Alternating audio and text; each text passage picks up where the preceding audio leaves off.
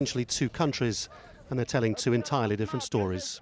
Lawrence Lee, Al Jazeera. I want to show you some video from just outside of Ras Lanuf, where rebels say they've shot down one of Gaddafi's warplanes. This was the scene on Saturday, with wreckage and what appeared to be bodies strewn on the ground. Rebel forces say that they used an anti-aircraft gun to down the plane and later took a crew of journalists to see the site. We're able to talk with a doctor in Misrata who reported casualties at the hospital there. Here's what he had to say. Since morning today, we have 3 deaths arrived in our center, and at least 13 injured persons. Most of them had severe injuries and head and chest injuries. And we're still receiving and hearing the shooting all over.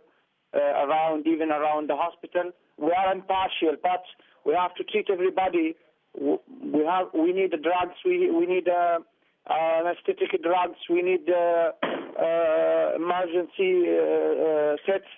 We know a lot of needs, you know.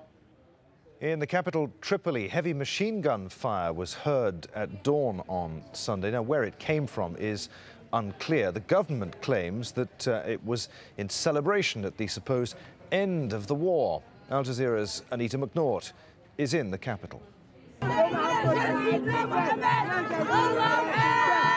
a constant refrain in this crowd. The people are happy, but Al Jazeera knows nothing. Extremely festive crowd. Excuse me for a moment. This extremely festive crowd, people are celebrating what they believe are significant strategic gains by Muammar Gaddafi's forces against the rebels here. But this celebration, such as it is, has been going on since before dawn.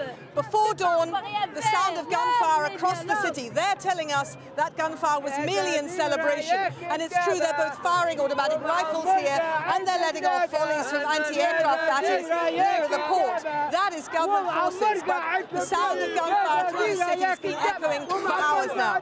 Has it all been celebratory? It's very hard to tell.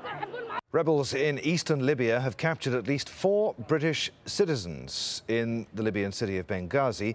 Reuters news agency reports a source is saying that they belonged to the special forces of the armed services and were detained because rebels didn't know if they were friendly or hostile. The source added that they are being treated well.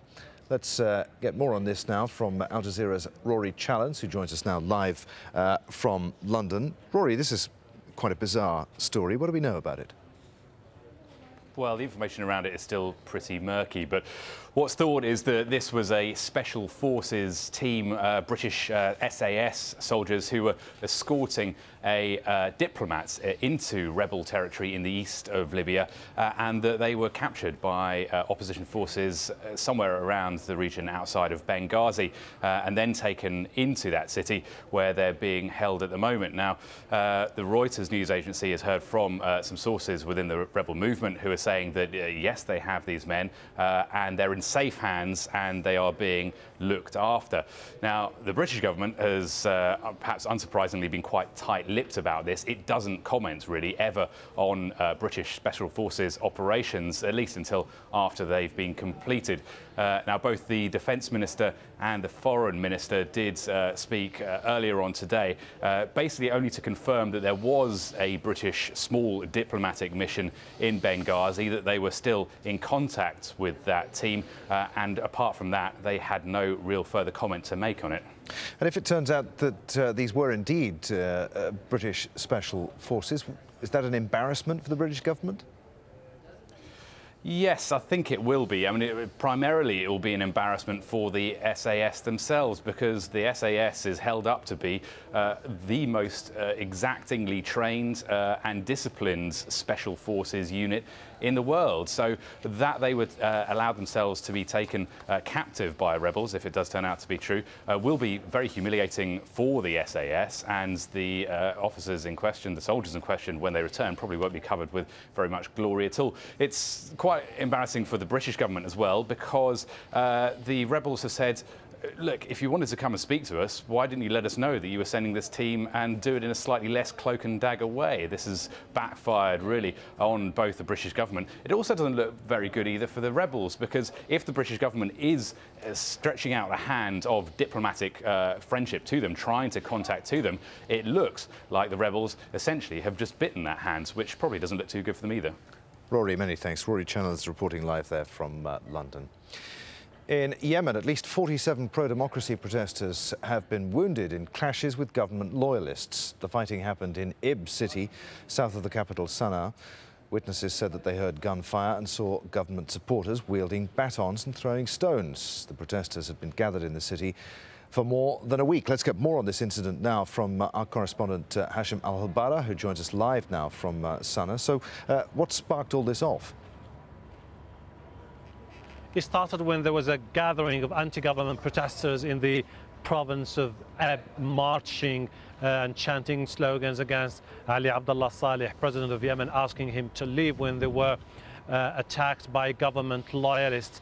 Some of the people injured were stabbed by daggers, others suffered gunshot injuries, and others injuries from stones which have been hurled at them. We now understand that more than 50 people were injured, 2 of them in a very critical situation. This comes against the backdrop of a mounting tension here in the country, particularly this tension between the government loyalists who are attacking protesters everywhere in the capital and across the country, telling them they are stooges, you are a bunch of people trying to destabilize the country, you are listening to the Americans and to the Israelis. You have to understand that Yemen is different, and you have to respect the will of the people. At 2 different incidents, we do understand that 2 intelligence officers were shot dead by Al-Qaeda in southern provinces of Yemen, and that 4 soldiers and an army officer was also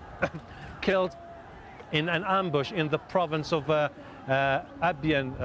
Marib, which is a hotbed of dissent and also one of the strongholds of the Al-Qaeda. We've been told that the army is now deploying reinforcements and that a military operation is underway to attack Al-Qaeda in the province of Marib. Is there a sense that with incidents like the one we've seen today, with so many people injured, a sense that the situation is spiralling out of control, that we're almost heading towards civil war? Absolutely, and this is exactly why we do understand now that clerics of Yemen are gathering now, and they're about to issue a statement criticizing President Ali Abdullah Saleh for not heeding the calls for him to step aside before the end of 2011, and that the situation is getting worse in Yemen. They are very frustrated with the lack of progress in Yemen. The opposition at the same time is trying to take advantage of this situation by showing the world and the people in Yemen that president is rejecting all calls to negotiate an exit strategy that would prevent Yemen from being dragged into a chaotic situation. The feeling here in Yemen is that with the situation unfolding in Libya, with the bloodshed in Libya, with the armed confrontations in Libya, they just feel like that this is something that could be